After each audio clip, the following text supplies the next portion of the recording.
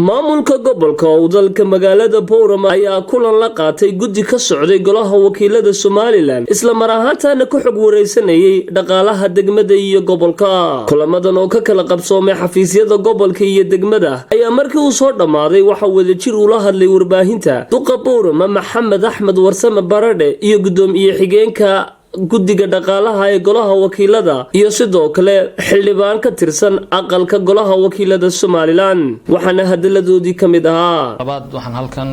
soo dhaweynayaa uga mahadnaqayaa xildhibaanada golaha wakiilada ee guddi hoosaadka guddida dhaqaalaha ganacsiga iyo maaliyadda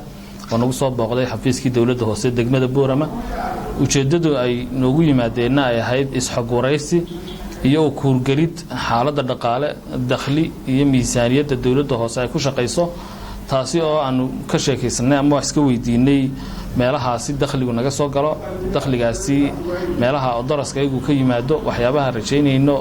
inaan helno sanadka soo socda iyo caqabadihii sanadkii hore miisaaniyaddii la dejiyay taasina waxay keenaysaa hawlahooga shaqo hawl ka mid ah ay u socdeen waana uga mahadnaqaynaa inay xafiiska nagu soo booqdeen inay weydiiyaan arrimahaasi taasi oo aan filayno in iskaashi iyo wax wada qabsi iyo sixitaan uu ka iman doono hadii Ilaahay dhaahdo waana soo dhaweynayaa mar labaad iyo mar saddexaad waana idinka mahadnaqayaa inaad soo booqateen waxaan rajaynaynaa inaanay noqon markii koowaad inay noqon markii ugu dambeysay noqoto markii koowaad waayo shaqada hadii ay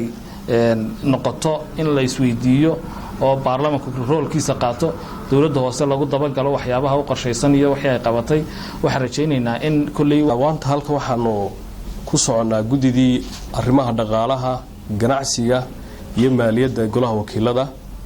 taasoo muddooyinkii ugu dambeeyay ba kormeer shaqo ku mareysay gobolada dalka maanta waxaanu joognaa xaruntii dawladda hoose ee degmada Boorama taasoo aan kula kulannay maayirka degmada iyo mas'uuliyiinta dawladda hoose ee Boorama runtii waxyaabaha aanu socodkaygu daaranaa waxa ay kuurgelidda xaaladaha dhaqaale iyo dakhli ee goobaha aanu maraynay runtii warbixin baanu weydiinay mas'uuliyiinta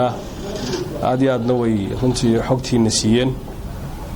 sidoo kale insha Allah waxaanu kulli kormeer ku mari doonaa goobaha kale ee dakhliga degmada anagoo gudaynayna wax qabadkaygii waajibadeed ku soo maraynay gobolada dalka anagoo taasi ujeedadeedu ay ahayd inaanu kuur galno ilaha dhaqaale miisaaniyadeed iyo guud ahaan xaaladda dalka iyo hawlihiisa waxaan ka soo bilownay gobolka Burco waxaan soo marnay socday sidoo kale saaxil berbera waxaan xal soo gaarnay boorama awdal runtii waxaan ugu mahad celinaa dhammaan mas'uuliyiinta aan soo marnay haday ahayd Burco iyo Berberaba iyo mas'uuliyiinta aan la soo kulanay sidoo kale waxaan halkan uga mahad celinaa